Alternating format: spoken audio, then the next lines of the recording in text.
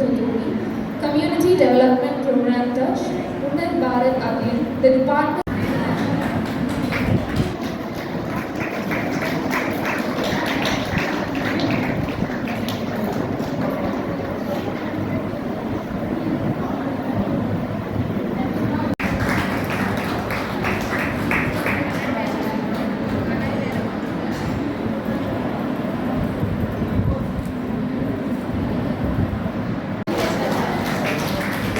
அடுத்ததாக இந்நிகழ்ச்சியை தொடர்ந்து ஆதரவு வழங்கி வரும் அருட்சகோதரிகள் secretary reverend sister Kulandai Therese, reverend sister principal doctor அவர்கள் அழைப்பை ஏற்று வந்த media personalities as well as Miss Lizzie, media in charge of St. Mary's College. Thank you for gracing this occasion. முகாமின் மூலம் ஆரோக்கியமான பார்வை வளமான வாழ்க்கை என்ற செய்தி மக்களின் சென்றடைய உதவியதற்கு நன்றி.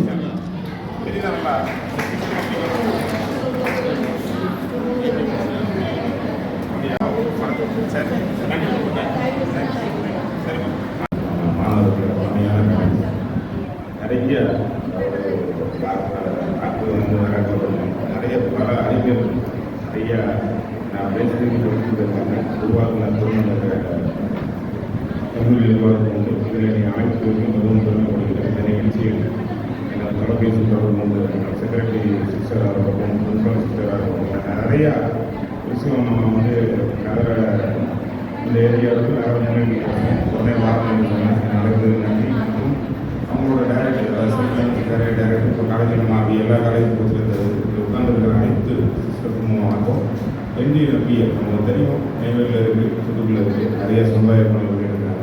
அந்த நிறுவனம் சார்பாக வந்து துணை மாணவர் உள்ளிட்ட அனைவருக்கும் வணக்கம். மெயினாக எல்லா இந்த டிபார்ட்மெண்ட்டு கம்ப்யூட்டர் சயின்ஸ் டிபார்ட்மெண்ட் சொன்னாங்க, அதில் எல்லா ஸ்டாஃப் அதாவது லெக்சராக இருக்கும், அங்கே படித்து கொண்டு இருக்கும் மாணவ மாணவிகள், குறிப்பாக ஐநூறு ஊரில் நிறைய சேவை பண்ணிட்டு இருந்தாங்க. அடுத்து வந்து தேவை நடத்தி இதில் எத்தனை அளவுக்கு குணம் கொடுக்க முடியும் என்று வந்திருக்கும் அனைத்து அந்த டாக்டராக இருக்கட்டும், நர்ஸாக இருக்கும், அனைவருக்கும் மற்றும் இந்த கல்லூரியில் வந்திருக்கும் பத்திரிகையாளர் இந்த உங்களுக்கு வந்து மனுஷ உடம்புல எல்லா பாவமும் இருந்தாலும் கண்ணு தெரியாம எல்லாம் ஆக்கிடுவோம். நம்ம பார்க்கும்போது தான் முன்னேறி நினைக்கிறோம். ஆனால் கண்ணோட முக்கியத்துவம் என்னங்கிறது அப்படி பல்வேறு கட்டங்களாக இருக்குன்னா, நான் என் வயசு சொல்லணும்னா ஒரு 50 வயசு 47 வயசு ஸ்டேஜில் எல்லாம் பார்த்தீங்கன்னா ஸ்கூல் காலேஜ் படிக்கிறதுல கண்ணாடி போடுற ஆளே கம்மியாக இருக்குது. நான் அப்போ வந்து டிவி கிடையாது. டிவினா பிளாக் அண்ட் ஒயிட் டிவி வந்தோம், கலர் டிவி வந்தோம், மொபைல் கிடையாது. மொபைலில் வந்து கீபோர்டு மொபைல் பேச்சர் வந்துச்சு, அப்படியே அடுத்த காலத்துக்கு வந்தோம். இன்றைய காலம் வந்து மொபைல் மஸ்ட் ஆகிடுது. நம்மளோட டச் ஃபோன், அதாவது ஸ்மார்ட் ஃபோன் இல்லாத ஆளே கிடையாது. எல்லாத்தையும் நம்ம வந்து கேட்டகரி யூஸ் பண்ணிக்கலாம். ஒரு விவசாயம் இருந்தாலும் அந்த வயலுக்குள்ள போக அவர் இடத்துலேருந்து ஸ்மார்ட் ஃபோன் எடுத்துக்கலாம். சட்டை போட்டுக்க மாட்டார், வேட்டியெல்லாம் மடிச்சுக்கிட்டு இருப்பார், ஸ்மார்ட் ஃபோன் பேசுவார்.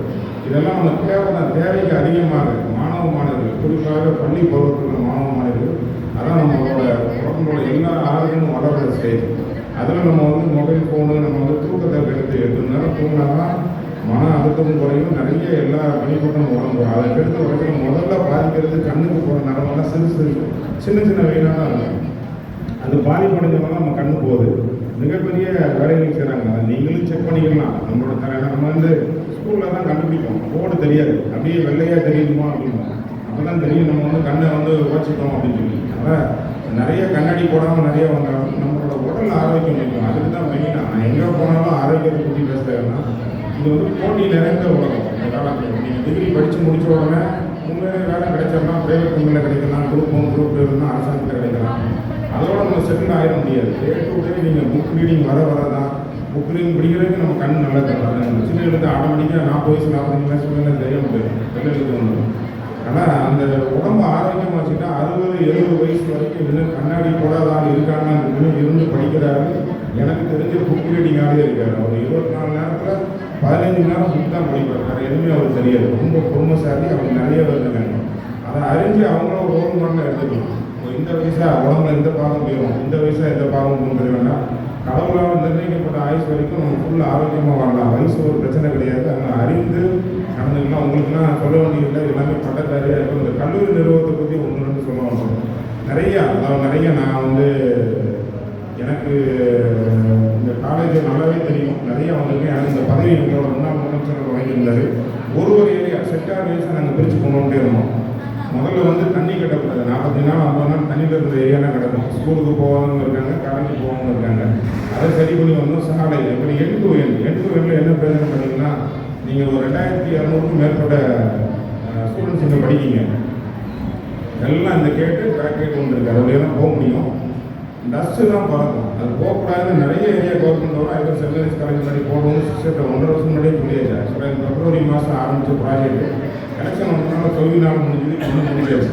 முடிச்சோன்னா அந்த ட்ரையாங்கிள் பிளேஸில் என்ன வைக்கணும் அப்படின்னு சொல்லி பார்த்தோன்னா, அது வந்து ஃபுல்லாக செடி எல்லாம் வச்சு சின்ன ஸ்டோன் பெஞ்சு வச்சு உண்டு. அப்போ காலேஜ் முன்னாடி இருக்க தேவையில்லாமல், அதாவது காலேஜுக்கு விரோதமாகவோ சமூகத்துக்கு கூடாமல் ஏறக்கூடாது, ஃபுல்லாக பிளாட்ஃபார்ம் போட்டு லைட் போட்டு வந்து ரெடி பண்ணோம். அதுலேயும் சில இடங்கள் வந்தாங்க சிஸ்டர், அது சொன்னோன்னா உடனே அப்புறம் முடியாது. அதாவது பெண்கள் பாதுகாப்பு தான் முக்கியம். அதேமாதிரி பின்னாடி சைடும் போடணும் அப்படின்னா, பின்னாடி ரோடு நல்லா அகலமாக 40 ரோடு, அங்கேயும் நிறைய யூஸ் பண்ணுறாங்க பொண்ணுங்கள்லாம், அப்படியும் போகணும் சார். நாங்கள் அதையும் பரப்ப போட்டேன். எதுக்கு நான் சொல்கிறேன்னா, ஒரு இடம் எந்தெந்த இடம் நம்ம எந்தெந்த தேவையோ அதை பண்ணியாச்சு. நீங்கள் வந்து கம்ப்யூட்டர் சயின்ஸு சுவாலத்தில் படிக்கிறவங்க ஏற்கனவே நீங்கள் உங்களோட எஸ்சிபி பிளான்ட்லேயும் பார்க்கலாம். அதில் வந்து மரமே வளராதுன்னு சேலஞ்ச் பண்ணாங்க அக்ரிகல்ச்சர் டிபார்ட்மெண்ட்டோட.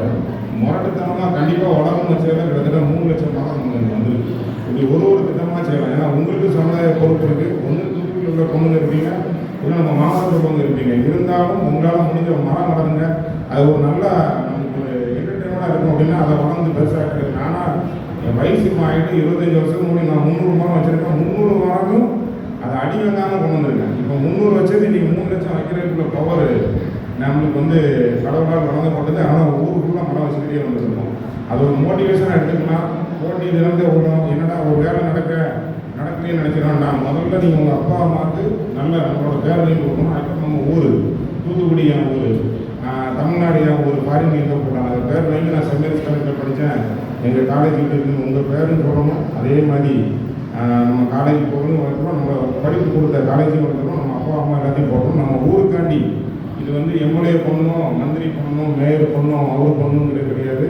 எல்லாருக்கும் சமுதாய பங்கு இருக்குது. அதை செஞ்சால் தான் நம்ம ஊரை வந்து முன்னேற்ற முடியும். அந்த இண்டஸ்ட்ரி நிறைந்த பகுதி, நிறைய இண்டஸ்ட்ரிகள் வருது. எல்லா பிரச்சனையும் பண்ண தான் வரும். ஆனால் அனைவரும் ஒன்று கூடி நம்ம ஊரையும் பெருமைப்படுத்தணுன்ற கூடி இதே மாதிரி நிறைய சமுதாயம் பண்ணிருக்காங்க. இந்த நிகழ்ச்சி கலந்துக்கிற வாய்ப்பு கொடுத்தாங்க. மென்மேலும் இந்த காலேஜ் நிர்வாகம் நல்லா பண்ணோம்னா நிறைய ஏழை பிள்ளைங்களை படிக்க வைக்காங்க. அதுக்கும் நன்றி தெரிவித்துக் கொள்கிறேன். நன்றி, வணக்கம்.